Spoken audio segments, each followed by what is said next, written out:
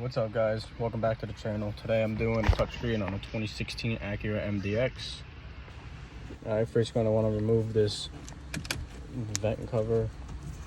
Pry into here and I pry it on each side, and this will come out. I already have it out. You have to use a pry tool.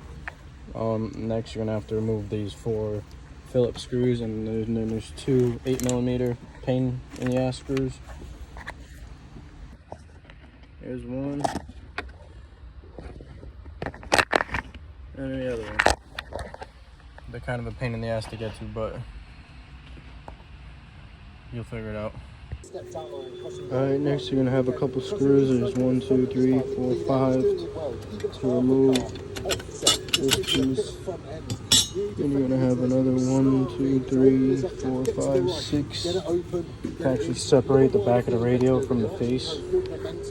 For this ribbon connector, you're gonna want to pinch both sides of it and pull out. It's a little bit hard. Be careful. Now you have 1, 2, 3, 4, 5 screws to take out, and there's 2 connectors you need to disconnect. You're gonna want to kind of shimmy this out in an upward angle. Kind of got to play with it to get it out. Alright, there's gonna be this little connector end on the ribbon cable. Let's try that.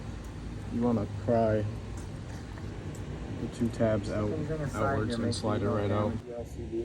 Okay, there's these 2 want to inspect this LCD. black tabs. You gotta pry them backwards, and this other ribbon cable will slide right out. Okay, next for me, this digitizer.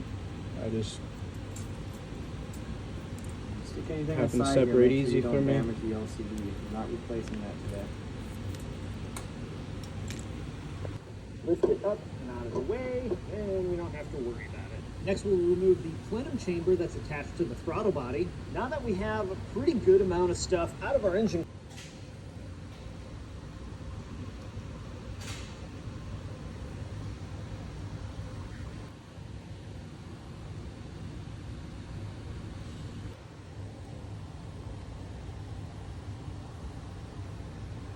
Alright, it's back together.